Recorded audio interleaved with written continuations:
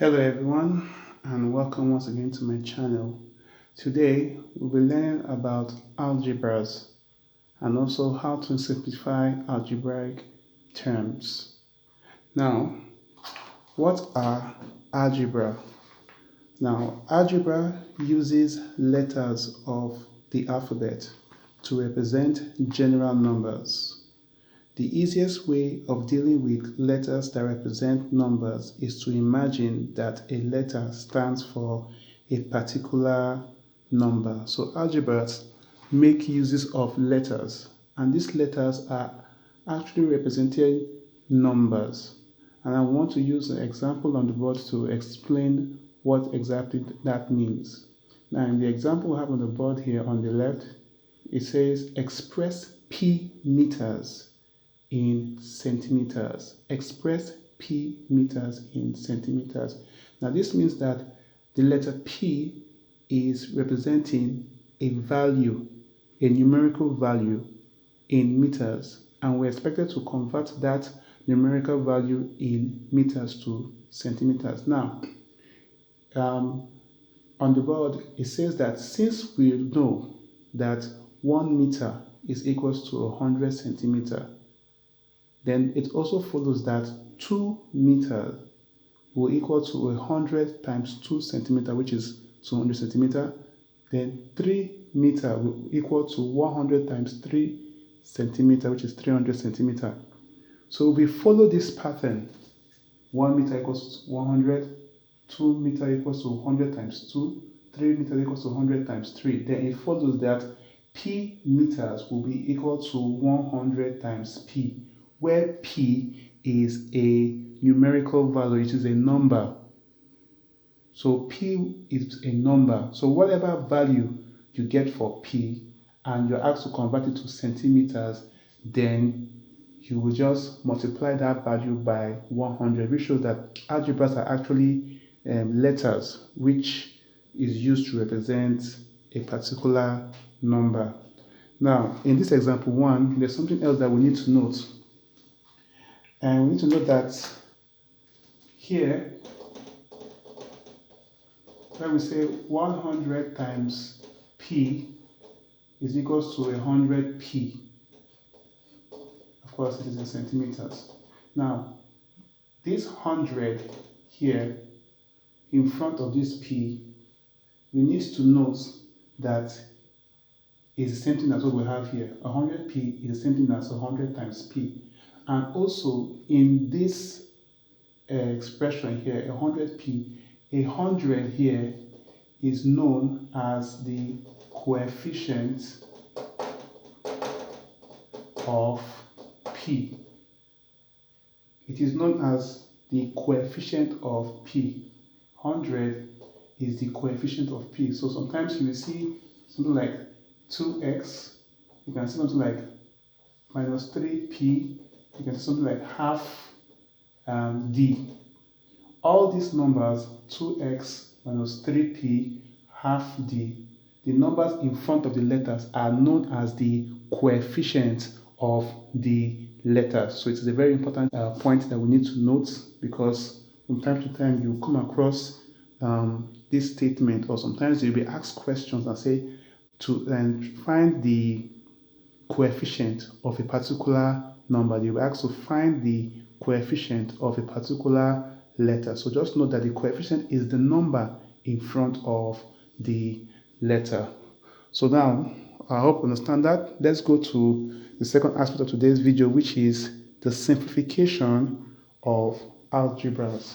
And we want to explain the simplification of algebraic terms using what is known as the grouping method. Use the grouping method. Now, one thing that we need to understand when we want to simplify algebraic terms is that expressions such as 2x, x, expressions like 1 over 3x, and let me say minus 5x. These expressions are called terms in x. You see that expressions such as 2x, x, 1 over 3x, and minus 5x, they are known as terms in x.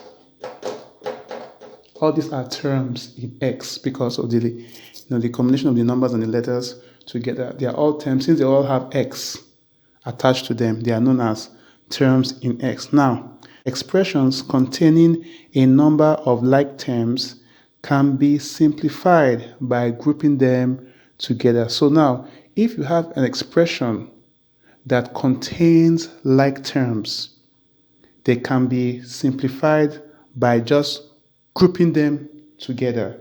And we're going to explain this by using an example. The first example here, let's call this example 2.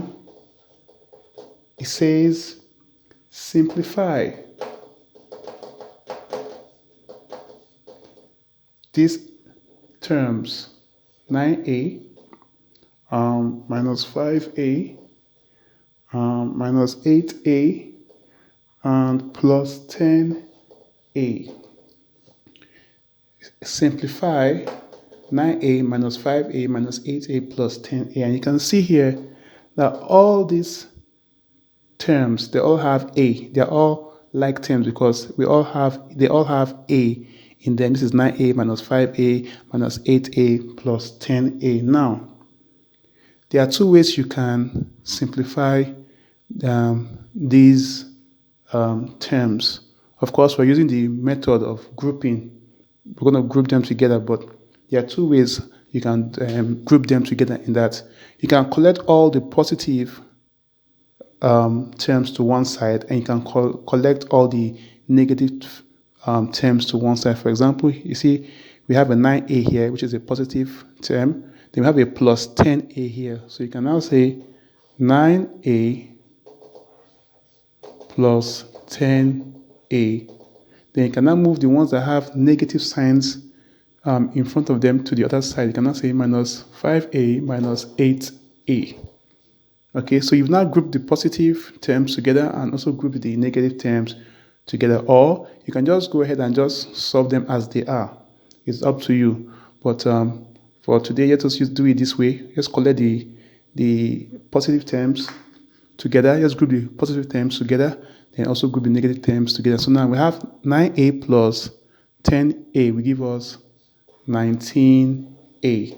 Then minus 5a minus 8a will give us minus 13a. So now we now have 19a minus 13a, which will now give us 6a, which will now be our final answer. So you can see when you have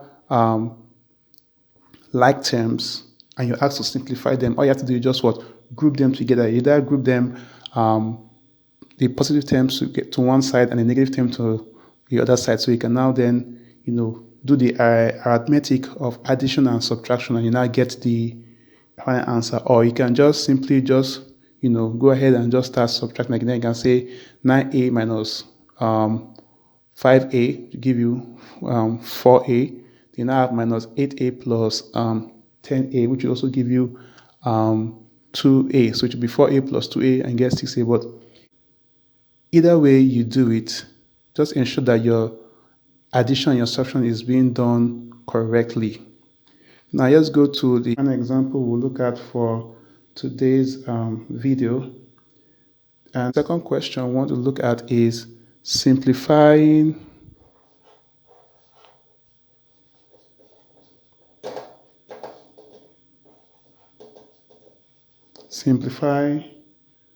5x minus 8x plus x plus 3y.